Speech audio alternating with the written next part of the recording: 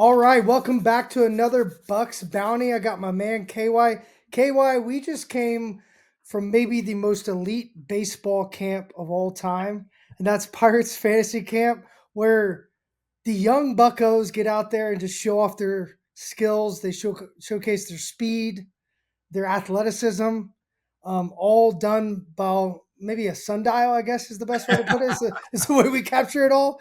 Oh, man. What That's, about it? How you just got home, too? it's so good. I like how you describe them as young bucks. I mean, at some point, because the youth is in your heart, right? I mean, it's baseball. So, Sure. average age is probably, what you say, about 66, 67. Yeah. I think they lie in their birth certificates too. But no, but I know, honestly, it's just always a pleasure to be back around that energy because, those guys, hey, they pay to play. I mean, Hmm. they literally do. And it's a waiting list as well, but it's just nice to see guys that committed to one Pirates baseball that are big fans and have been for decades, and then to watch them go out and what they put their bodies through for that week. I mean, at the end of the week, you and I, we always talk about it. We just appreciation with so Oh, many great teammates, former Pirates, stars, and they all get to be there and actually witness these guys go out and do that for an entire week and have that big league experience. And so it was just a blast. It always is. It just kind of rejuvenates you a little bit towards the end of the year to get ready for spring training again. And it was another blast this year. We had a great time. so for anyone listening, the format, the way it works, we went in December 6th. We flew in. They call it the charter, which I crack up every time. It's just a Southwest flight, but they call it a charter. We fly in from Pittsburgh. There's guys coming from all over. KY, there's 8 teams of 12, and each team has 2 former Buccos. We have an evaluation day where these guys take BP. I'm begging for a combine. I'd love to see how fast you can put on your pants, if you can tie your shoes. I'd love to see a little bit of a fun combine, but they take BP and then they play a little game. And then we go in and draft. And it is heated. Last year, we kept stealing all the players you wanted. You ended up going, what, 8-0 last year? Coming in this year as defending champs, we're kind of in the middle. Me and Jack are on a team. And who was with you? You and Ian Snell this Ian year? Snell this year. Ian He's a Snell. newbie, right? So you Yeah, had to he's a carry that rookie. weight. Yep, you Yeah. had to carry that weight this year. Yeah. But kind of explain that process. You've done it for over a decade now, right? Yes, yes. So I Explain mean, that process. it's pretty cool because I mean, honestly, sitting at Pirate City, going through the draft room with all of us, you're talking about former Buccos that are all in it. I mean, sometimes you have all kind of names. Jack Wilson obviously was one of them. Ian Snell did say a few, but then you had some of those vets that are around too. They're always good. Spanky LaValliere, seeing Spanky there is always a good, and then Steve Blass, and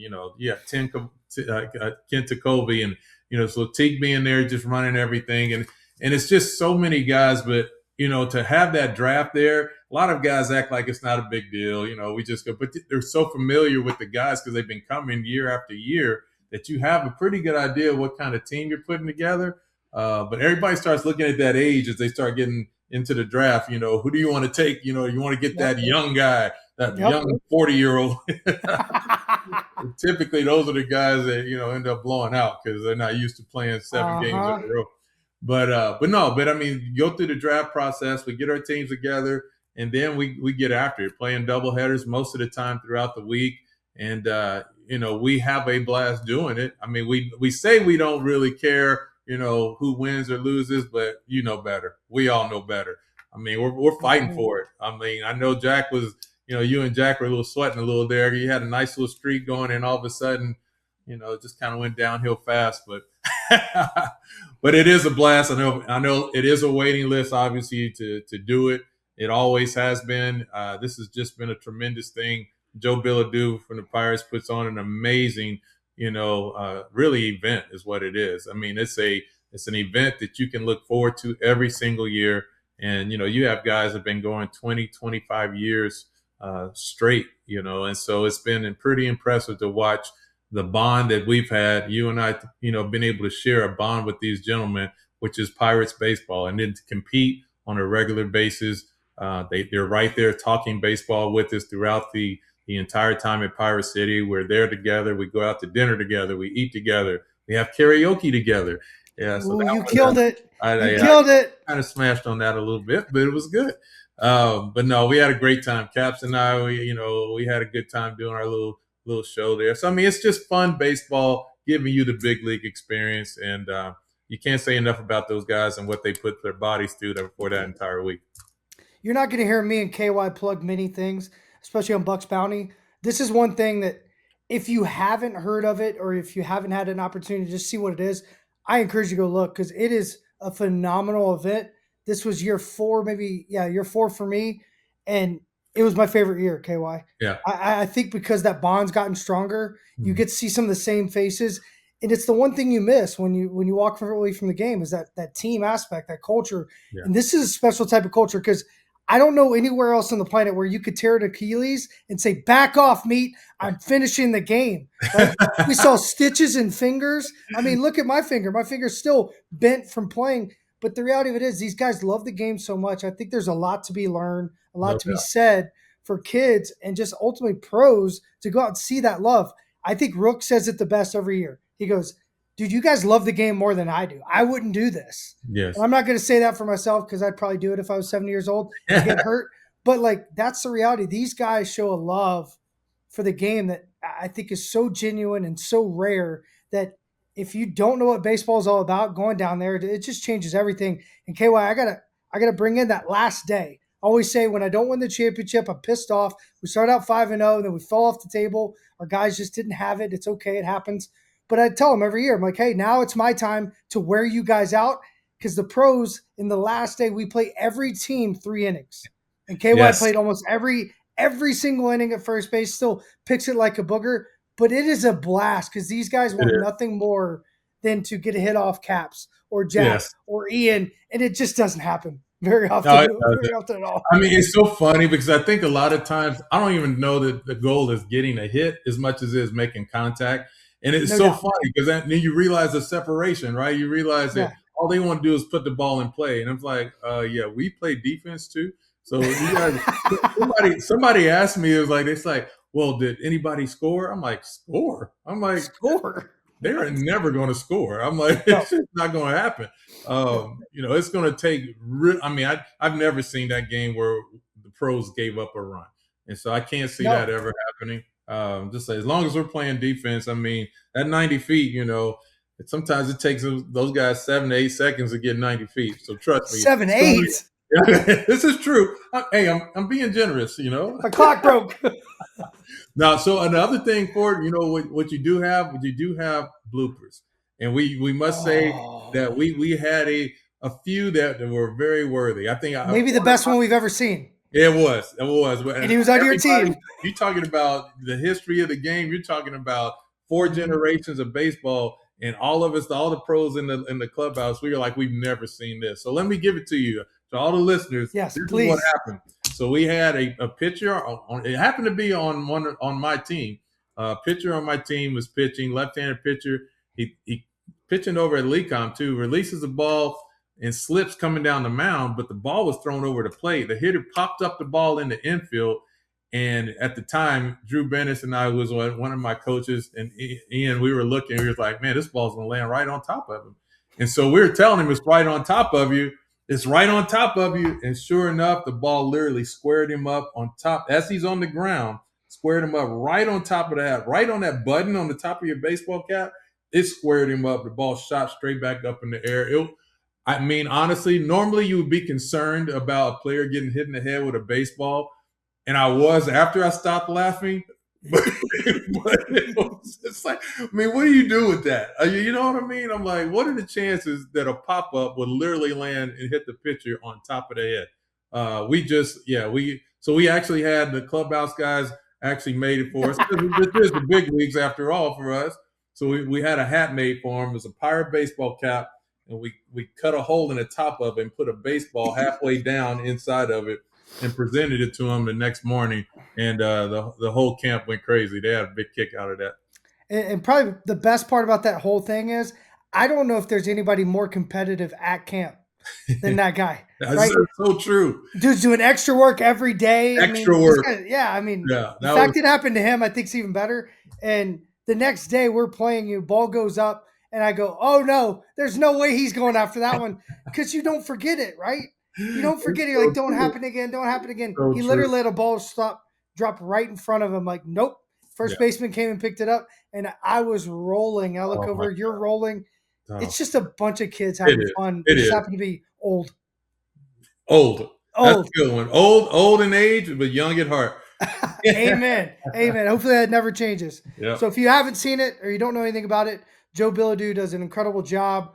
Teak is just now taken over as the commissioner. So he's going to be like, I don't know. I guess he's kind of like a king of Yeah. sorts. Maybe they carry him out, feed him fruit. I I'm know, not right? sure. It's going to be interesting. Yeah. Yeah. So let's roll over into the Buccos. Yeah. It's been interesting. While we're there, you have the winter meetings going on. It was very quiet for us. Yes. I thought there was going to be a little bit more noise. I feel like there's been a lot of, I guess, static is the best way I can put it. We've been a part of so many different conversations. You talk about Schwarber, you talk about Polanco, but we did land somebody, and that's Soto. And I thought it was an interesting sign. I'm all for anytime you can get bullpen help, but you're talking about almost $8 million signed on this guy. What is your thoughts on this guy? Do you like the signing? Do you like the bolster of the bullpen? I think anytime adding a veteran's a plus, but that's a lot of cheese. Yeah, it is. I mean, I go back before earlier a couple years ago when he signed Aroldis Chapman. I mean, we gave him obviously $10 million for a reason. I mean, he is a future Hall of Famer. But another thing, that left-handed, shutdown guy. I mean, that's what Soto really is at the end of the day. You're talking about getting into about 55 to 60 games, so probably pitch in over the course of the year, and you have again what we have in our starting pitching, I believe, or we have some horses. We have guys that can carry innings. And so you're talking about shortening up a game, 7, 8, 9, all of a sudden when you're facing, that back end with high leverage, I mean, that a pitcher like Soto can make a difference. He really can. And so I think, obviously it's a 1-year contract and it's a time where immediately the club has shown, look, we want to win right now. And so let's go. Let's see what we have. And you kind of sure up some spaces in there in that bullpen. And you give some funk to it as well. You have a high velocity, swing and miss, guy coming out of the bullpen from the left side, and then you also have some funk with a couple other guys from that, that come into our bullpen. So I think all in all, you'd like to have some diversity in that bullpen where you can get the outs that are needed. They can get both right-handers and left-handers out. I think is so important. So I don't mind it as much, to be quite honest. If you do, as we said before, you're able to add on, one more offensive player, because that's what ultimately what we need more than anything. But I do like the fact that, a signing like this can solidify itself in the pen for a person who's done it, and they've done it at a really good rate, and they can really get lefties out. And so those pitchers going 5, 6 innings, which we think they typically will, especially this year with their mass and how they carry things on starting pitching, I think is a good sign. Yeah, and I think getting some veteran guys, I think ultimately, I think what you're referring to with him coming on board is Sis gets a lot better, right? Because Soto's good against righties and lefties. Now Sis can maybe pitch almost the way they used to use the Giants bullpen, right? They had specialists. You can't really do that as much as you used to because you need these guys all the time. But I think having guys that have been established, they've pitched in October, is a ginormous help for this young bullpen, even with some of the guys that have been around a long time. There's not many guys that have thrown an inning, or if any, in that October realm. So I think if that's the goal, you have to sign some guys that have been there. And then this guy has obviously showed bulk innings, which we need because some of these young guys are going to be protected at times. So, yeah, I think it's a great signing. I think 7.75 is nothing when you think about what all he can bring, because you're talking about 70 innings or 70 games pitched last year. And if you can get 70 games, 75 games out of a couple of those guys, it changes the complete dynamic of that starting rotation. Now my question is, KY, what else do we need out there? What else do we need when it comes to arm-wise? Because we're going to win. We've always won on pitching and defense. I know we need the bat. We'll get to that in a little bit. But do we need more? Do we need another veteran out there? Or can we swing some guys? I have a couple ideas out into the bullpen to give us that maybe filler gap that we need.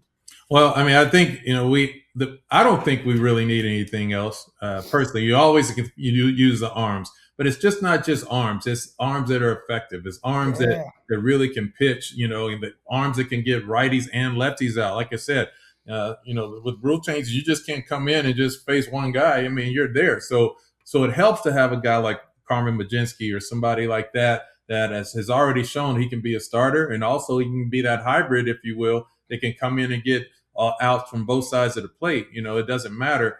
So guys like that, Braxton Ashcraft, who I like as a starter, I like to continue to see him as a starter. But you have guys that are filling out. I mean, the type of guys you have in your bullpen are all set up to do that stuff. We're making a list of them, and those two stand out more than anything.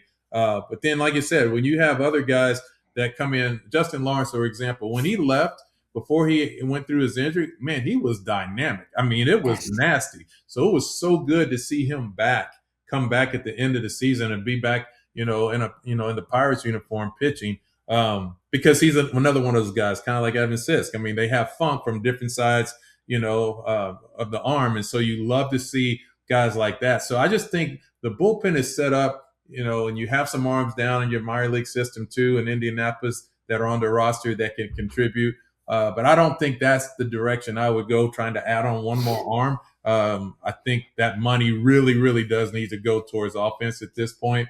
And it doesn't really matter, who's out there. I just think I'll roll with what we have at this point. I'm entirely with you. You think about what Matson did. He's a dog. Santana had a huge year. Even if those guys kind of take a step back, they're still going to be great bullpen assets. And for me, I look at Solomito. We got to watch him throw down there. He looks great. For me, he's always profiled as a bullpen guy first that could transition into a starter. I know you see a guy like him with this stuff, the movement. You even think about Baumgartner when he throws, but the reality of it is if we need him, they've shown, right, a Barco or a Solomito can go out there and be dynamic for 2 to 3 innings, kind of like a Majinski. So I'm with you. But that being said, where are the bats? Polanco's gone, right? Alonso's gone. Schwarber, who I never thought we had even an inkling of a chance to sign, is gone. What do we do? Who do we go get? Who do we trade for? Is it smart even trading a Mitch Keller? Do we wait? I think we wait. If we do that now, we're going to regret it because we're going to need those innings. So maybe later on in the season when we know, hey, this guy's raking, whatever, a name that's out there that I wanted last year that's not creating a lot of buzz is Bo Bichette. The only problem is he ain't a shortstop if he's a bucko for long. Yeah. So what's your idea on bringing in bats? What type of bat? Me and you both are on the realm of right-handed bats don't fit at PNC. It's very hard to get a free agent righty to sign there. A Bo Bichette maybe fits a little bit better, high contact, high line drive, but it is not a hitter-friendly ballpark, especially from the right side. Yeah, I mean, I made this comment about 3 weeks ago, and maybe it'll come into play. I know the focus has been on that everyday left-handed bat. We wanted that left-handed bat. You do because obviously what you just mentioned with the ballpark. But at the end of the day, the Pirates were 29th last year versus left-handed pitching with average and OPS. I mean, so it might be a good right-handed run producer out there that's attainable for us. And I'll bring one up, and I brought it up a few weeks ago. Miguel Andujar might not be the flashy name that everybody thinks, but for this ball club, I think it plays extremely well. You're talking about a guy that you could possibly, if need be, platoon at first base with Spencer Horwitz. He came up as, he was at third base with the Yankees, for a while. And the outfield play is not going to, it's not going to kill you if he's out there in right field every once in a while. One of the big reasons why we weren't successful last year is because against lefties is because O'Neal Cruz struggled the entire year, regardless, left-handed or right-handed. And Brian Reynolds, even from, having a down year, versus from the right side of the plate versus lefties, he didn't have his typical year all the way around as well. So that's why, we ended up 29th versus lefties. But that's kind of the guy that's attainable. I mean, it's not going to be the flashy name, but we're Pittsburghers. You know what I'm saying? I mean, it's not like we don't care about the flash. We care about the production, Yes. At the end of the day, we need to score runs. And I can't think of a better guy that hits above 300 versus lefties. He slugs against lefties, and he does some things really good against righties as well. But that's just one of those, I would call it low-hanging fruit, but that's one of those ones that, you like to be able to snag before somebody else does. Because trust me, maybe that's your 2-year deal. out the box, that you can solidify him and make sure he comes back and be a Pirate, because I think that's the type of player that's needed. It's not going to be those flashy names. I think a lot of those guys are going to end up going back to places that, again, are high money places. You have either in Boston that has a need. Obviously, the Phillies are going to fulfill their need because they got what they wanted back. A lot of these guys are going back to places like that, or big market teams are going to pay, and I don't think we're in a position to do that. So to put in perspective, Miguel Adahar in 2024 hit 285 with the Athletics. In 2025 came out, he hit 318. KY. He had an OPS of 822 with Oakland, and then 944 Yeah. with Cincinnati. I mean, here's the thing. This guy understands how to play off the bench. He's a right-handed line drive hitter. He's got power to all fields, but he's not necessarily a power guy. He's a guy that's going to a ton of double. He had 27 doubles with the Athletics. He had 17. He hit 10 and 17, and then 6 and 4. So he had 10 homers, 17 doubles, 1 triple altogether last year. But you're talking about a guy that got a little over 340 at bats. Right. He put up big numbers, right? Big numbers. Like the big number that stood out to me was a 956 OPS versus lefties. He had 379 against lefties. Especially stuff like that when you hit the fastball the way he does.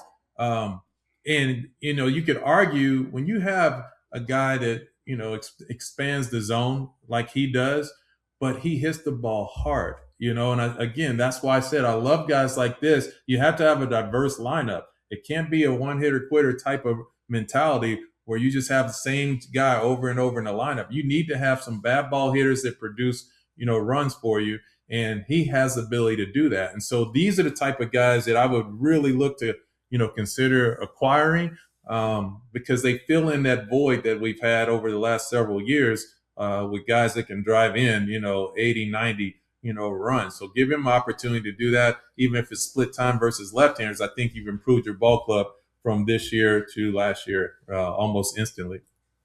Okay, I'm going to ask you a question. And all you fans out here, I want you to listen very carefully. Would you take a 27-year-old left fielder, left-handed hitter? In 2023, his OPS was 793, hit 26 homers with 74 RBIs on a losing ball club. He was a 2.1 WAR player. Would you sign that guy to platoon right now with a guy like Adar? Does that sound fitting for the Buccos? Ooh. 26 homers, 21 doubles, 2 triples, 74 RBIs, 13 stolen bases, a plus defender at 24. Now he's 27, had some down years, but he's a great candidate for the Buccos. Would you take that combo, lefty who rakes righties, righty who rakes lefties? Would you take him? Everybody will say yes because the offense. Correct.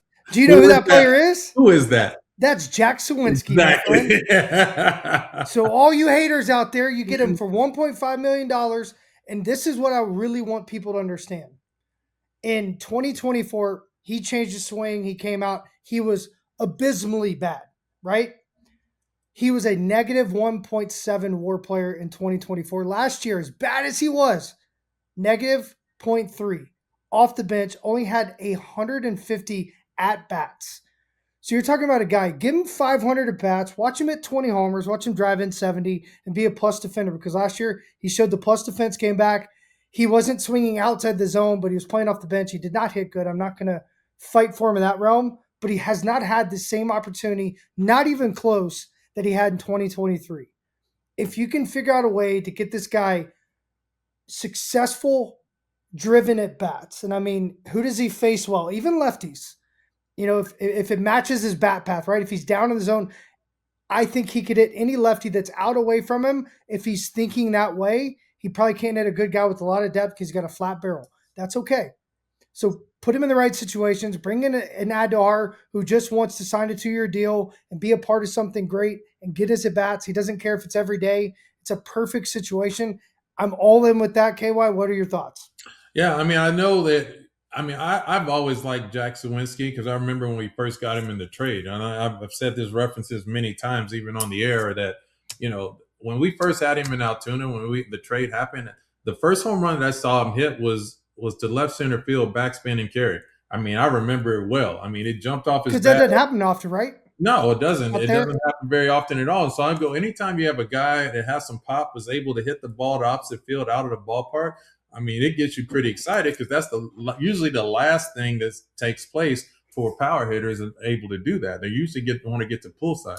So knowing that, I've always given him a pass because he was a good base runner. He played a solid defense. And so he had that pop in his bat. So that's why you give him opportunity after opportunity. I know Pirate fans get a little frustrated because, it's like, how many times did they get to see this at the major league level? But as you said, Ford, I mean, a lot of his at bats that he's had have been spotty, just like a lot of our young players throughout the course of the last 4 or 5 years. They haven't had, a consistent runway to make the in-game, in-week adjustments that allow them to jump off. So you have a lot of guys just kind of fighting for their lives, basically, as young players, trying to figure out how to stay in the big leagues. And that's always a tough time to hit. I mean, hitting is hard.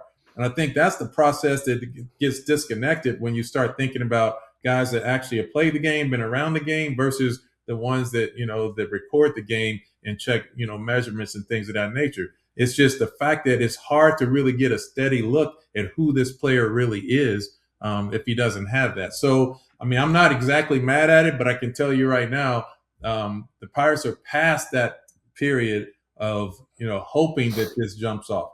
Like, you would love to get somebody that you knew that you can put in there and actually say, this guy's done it at the big league level for the last, 3 or 4 years. I know the Phillies are in a tough spot now because now Castellanos is another guy that, that he looks like he's going to be on his way out the door at some point out of Philly. Does that fit into the Pirates? No, not really. But at the same time, having a veteran guy that that plays every day, that would actually be a plus because at least he's going to be in the lineup and he can play against righties and lefties as well. So, I mean, it's all this noise that goes around. I want guys like Jack Sawinski to have that opportunity to hit another 26 home runs at the big league level. Once you do it once, you just keep waiting for it to happen. I don't know what that looks like, but I know that if you give Andujar, an opportunity to be on that roster, I think you have a chance to Donnie Kelly has an opportunity to move some guys around and feel like he has some guys that can drive the ball out of the ballpark a little more consistently because we really struggled in that area as well. Yeah, and to everybody listening, I don't think me and Kay were saying Jack Sawinski is the only solution. There's always a chance to upgrade. We did trade for the kid for Boston, but that allows that kid not to feel like he has to be an organizational savior, right? Because it's the last thing you want. It never works out. So he could start in AAA. Andujar, Sawinski could hold down the fort in left field.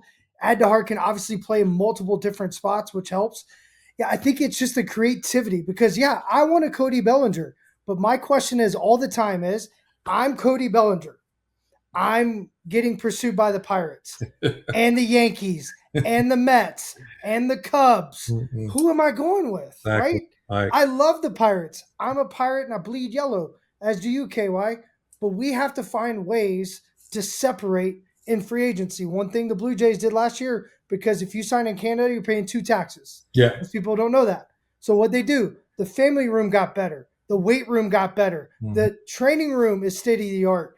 The actual bullpen changed, and they have a bullpen ready area, which I think is the coolest thing. If you haven't looked at this, folks, they did it over 1 year and then made it to the World Series. Cleveland spends millions of dollars a year just on their families. Mm-hmm. So you have to do things. I don't know what all the Pirates do. I'm not speaking just for the Pirates. I'm just speaking in general of what teams can do to separate them. Why would you sign with Cleveland instead of Pittsburgh? Pittsburgh is a way cooler city, but Cleveland's winning. We have the same market size, if not better, right? So the reality of it is we look at all those things, me and you do all the time. We talk about it. What can we do? You lock up your incredibly young talent early and often, right? You have to bet on guys like a Jack Sawinski and say, it's your job to lose because to your point, and this is where I want to go with this conversation is I played a bench role. I didn't play bench role until I got to the big leagues. Mm-hmm. It was extremely hard, one, to accept it. Two, for anybody to actually tell me that was my role. I ended up telling myself that I got to be the best backup possible because I kept having that dim of light that I could be a starter. Mm-hmm. And that's not a good thing for a guy like me because I'm going to chase it. But you want those type of guys. But at the same time, if they would have told me you're the backup, I'd be like, cool, I'm the best backup possible. Yeah. And if you, that's how for me, and that's where I'm going, because RJ said it. I said, how do you build a great team? He said, with the culture. And Yeah. people think that's a taboo. It's not.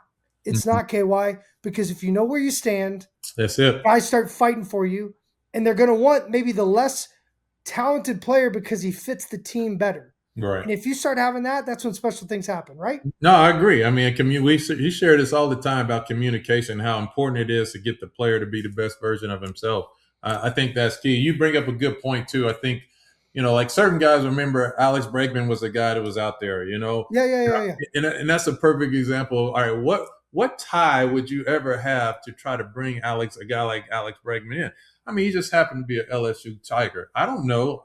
We have another LSU Tiger that was out there. Oh, I mean, I'm just saying, is that a conversation? That's how you have to be creative with how you go yep. about doing it. I mean, because you're not going to necessarily, like I said, these guys have multiple years attached to them when they sign these contracts. And that's the Pirates aren't in that situation. You're not going to turn around and give, Alex Bregman, 4 or 5 years. I mean, Kyle Schwarber went back to Philly for, a reason, right? I mean, it was that fifth year and familiarity.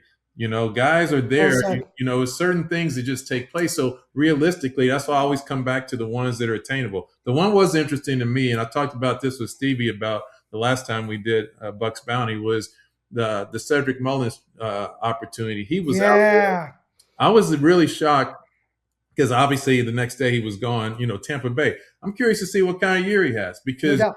that's one of those type of guys that those guys are attainable if you're seeing, where the possibilities are. I bring up Andahar for a reason, because you see what the need is, and nothing else. We would be a better team versus left-handed pitching if we had him on our roster. I mean, that's something that for sure. Obviously health and all that, No doubt.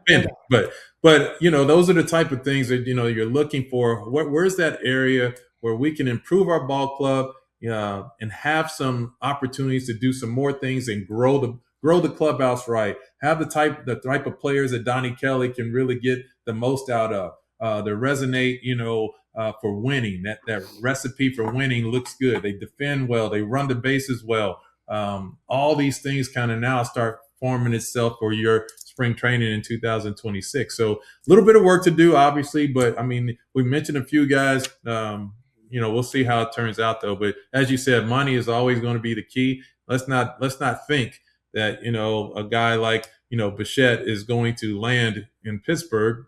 Realistically, because we'd have to do a lot. We'd have to tack on a lot of years. That's a young, talented guy. And he'll end up somewhere like Boston. So, as you were talking, it kind of made me want to ask you a question. So, in the draft, you either draft for need or you draft for the best available player, right? That's kind of how free agency goes or the trade market goes. When, in your mind, play a little front office role for me, do you decide take the best player available? Mm-hmm. So, for example, like I think it'd be cool to sign Max Scherzer. Mm-hmm. Does he necessarily fit? No. Mm-hmm. But is he Max Scherzer? Yes. Mm-hmm. Would Paul Skeens probably eat that up to have someone of his caliber, someone that's done things he wants to do on the team, to mentor him, to love him? Mm-hmm. And it kind of gives us the Pirate, right? He's mean, he's angry, he's going to punch his own teammates if you get in his way during his start. He may not make all of his starts, but you're talking about a guy that's going to be making almost $40 million from other teams. Yeah. So is it money that's going to drive him? I feel like that's an easy sell. Yeah. So what I'm asking you is, are we at the point in the offseason to where we take anything that can make our team better? Because that's reality in my mind. What makes our team better? That's what they did with Russell Martin. Mm-hmm. Everybody thinks there was no need there. They were going out for John Jaso. I was in the meeting. We're going to find you a compliment. We're going after John Jaso. That was what they told me before I went to the offseason. You're going to get 240 bats. We love the double-digit home runs. When you get that many bats, that's what we're looking for, as a compliment lefty. I said, awesome, let's go.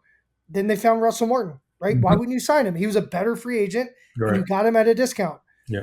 So the reality of it is that where we're at? Is that what we're trying to do? We have to be trying to do something like that. See, I like that. I think what I'd like the Scherzer signing, and how I'd like that to be better is if you had multiple years, Ooh. of Paul Skeens, of a guy like, you know what I mean? It's like, so you have a little more. If you had Paul Skeens under contract for, extended amount of time, bringing a Scherzer in or someone of that magnitude now, because you're going to be the beneficiary of that for years to come.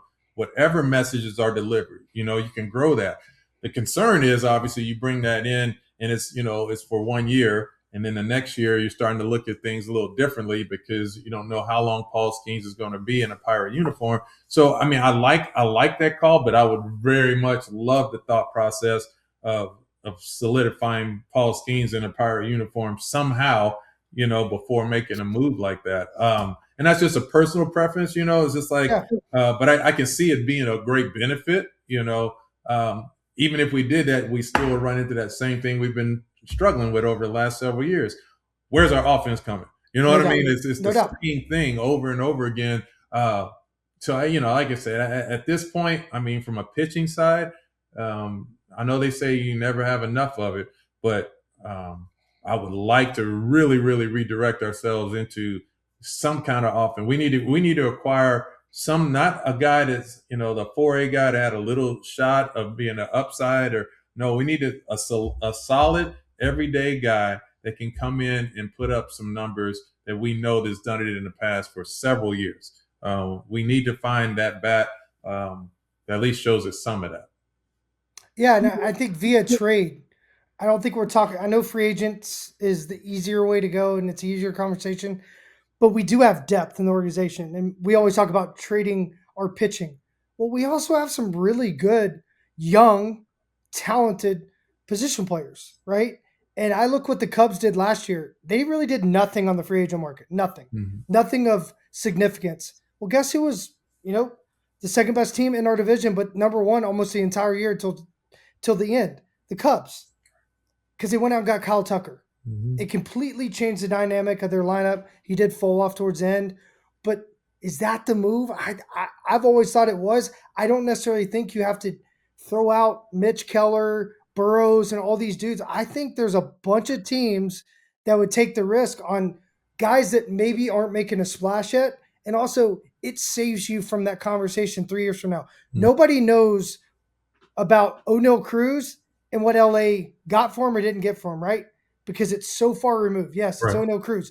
Tony Watson was that gift that gave us O'Neal Cruz. Mm-hmm. But they're the Dodgers. They keep winning, right?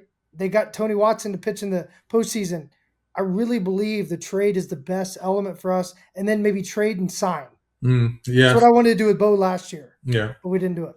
Yeah, no, that makes a lot of sense. I think that's sort of the struggle comes. I know, and Ben Cherington has his own challenges, if you will. Obviously, I mean, everybody understands that this is a really positive year for something good to happen. You want something to happen. You're moving in the direction of something positive to happen, because it's been a long struggle, over the course of his tenure, under the Pirates. And so I think that's probably the big key is we have to be realistic about what you really want to accomplish for the now.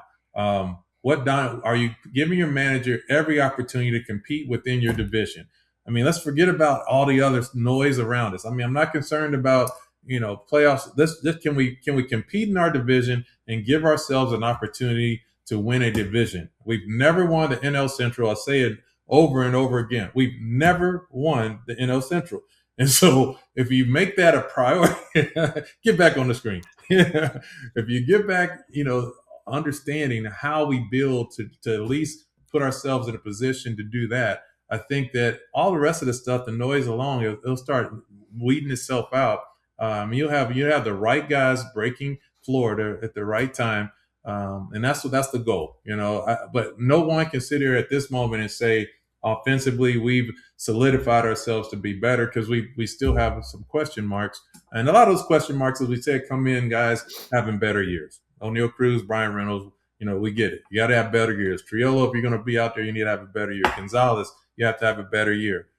Spencer Horwitz, obviously had a really good year, I felt. But then Henry Davis, he has to have a better year. So if you have these guys going into the offseason doing what they need, now you have an opportunity to maybe to grab one more bat, maybe two, depending on what the needs are. And I think you put yourself in a better position to compete within the division. And I think that's the goal more than anything. So I'm going to go back. One of my favorite things about fantasy camp is the questions they ask. Sometimes it's the same old, same old. How many times like we got to sign 2 bats? I was like, stop. But one of the questions, KY, and I loved, and I'm going to open it up to you and then follow it up with a question. Who's the best manager in baseball right now? Mhm. And it took me a second. Jack was at the table, and he told me I nailed it. But it took me a minute to figure it out, and then I was like, oh, yeah, this is easy. Who's the best manager in baseball right now? Well, I know him personally, so I mean, he was here at ASU for a while. There you go. Nailed it. But he's Nailed in it. Milwaukee. He's in Milwaukee now. You know, Pat Murphy is definitely that guy. You know. Yes, and I had that too. So following that up, what does Pat Murphy's team have? We talk about identity. They are not the most like arguably if you put our team side by side, you'd be like, well, I'd take our team probably, right? Even in the draft, like most of the guys that we had, we drafted higher than what's on the field for them. But they got a bunch of dogs. Pat Murphy's known for grabbing the bullpen guys that maybe, hey, this guy's a nobody, and all of a sudden he's a somebody because he's giving them the ball over and over in really good situations. Quinn Priester leveled up there, right? He won, I think, 11 games and won a playoff game. Mm-hmm. That is what, in my mind, is the separator going into next year. It's not what bat we get. It's not what free agent we get. It's who we believe in, and is it real? Yes. Because I watched that, and it's real. Pat Murphy's a jokester, but he's also live and die for the guys. The reason why I think he didn't want to manage for a long time because he thought he'd get fired, because he's going to stick up for his coaches, his players, and he's always going to take responsibility. Well, I feel like Donnie's the guy that's going to stick up for his players. He's going to stick up for his coacher. He's always going to take responsibility. So we got the guy. Now that identity piece. Yes. What are we going to be? Mm-hmm. No, right? that is the you nailed it. I mean, that is it. There's no doubt. Like I said, I had a discussion, with him and his bench coach at the time, Ricky Weeks. When we were in Milwaukee last year, and that was a lot of discussion is about. At the end of the day, they have all the things everybody else has. I mean, they have talented players, and they have analytics departments and R&D, and they have all these things. The key is that the buck stops with Pat Murphy. I mean, that's where it all kind of he makes those decisions based off of what he sees out of his ball club, because he's in the clubhouse with them every day. He feels that heartbeat. He knows the blood, sweat, and tears of all that stuff, and so he takes in all the information, as does his coaching staff. Talk to Jason Lane as well, a third base coach. I mean, these guys get it. I mean. And so, but they also have the freedom, and that was the key word that they used. We have a freedom, to allow our players to go out and play, to coach them that way, and that's what I think is the next step. I think Donnie Kelly has a ball club now. He'll have his first spring training as a manager.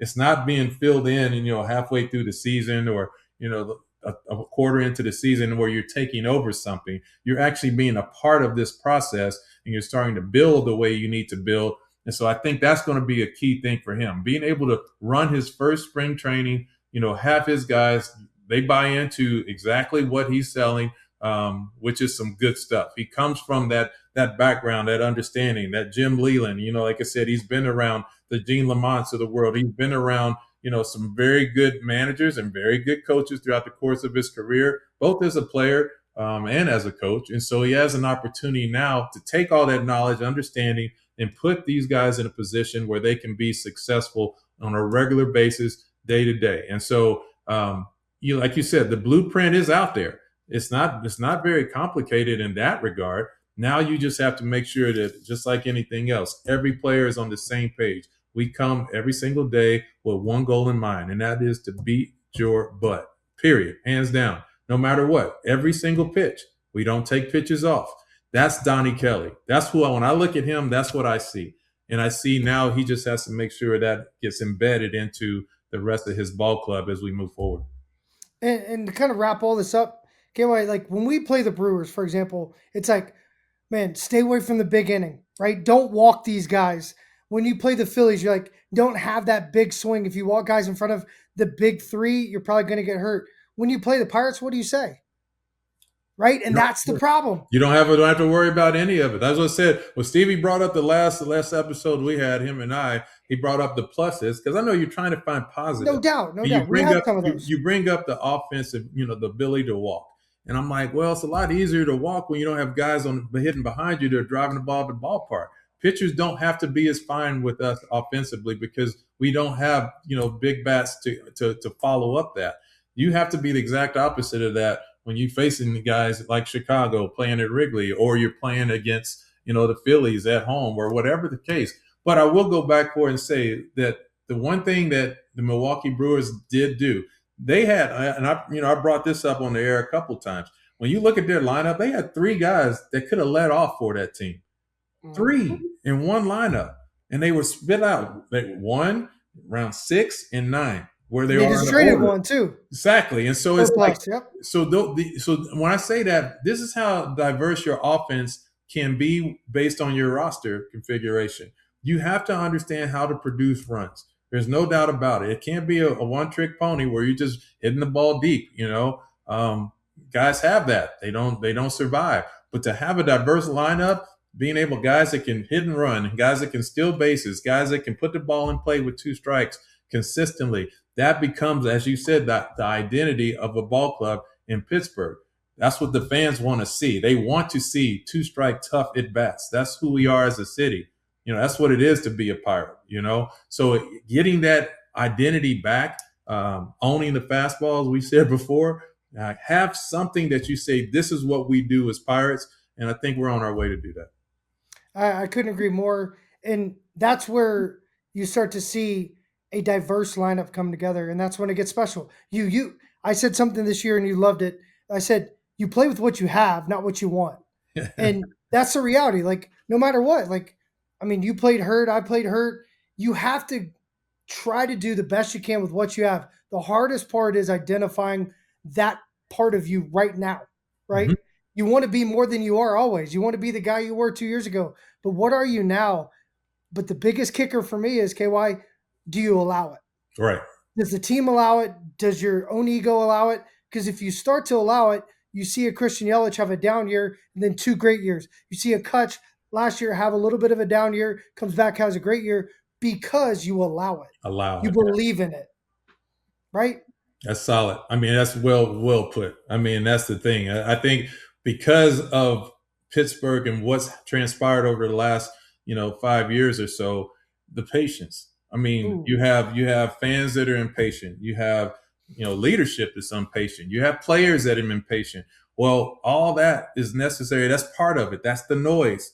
At the end of the day, you have to get back to streamlined understanding of one thing that you have control over, one pitch at a time, literally. That's how you go about making your decisions. It is truly about that. And so at the end of the day, fans are going to be fans. You and I are the biggest Pirate fans as well. We just happen to work for the company and organization, exactly. Right? Yeah. But we too, get excited and frustrated and all the things above that typical fans do, because we feel connected to this for a reason. Because we do see the potential, we do see the opportunities, and we do believe our fan base deserves, to have a winner in Pittsburgh. And it's just going to take, that time to put it together this offseason or this 6 weeks of spring training to see, because we still have the one thing, that 4-letter word, hope. We have hope. And I'm gonna round it out with this. Is a couple weeks ago I heard booing of Mike Tomlin. And it hurt my heart, because this guy has never lost, right? And I got to thinking, why?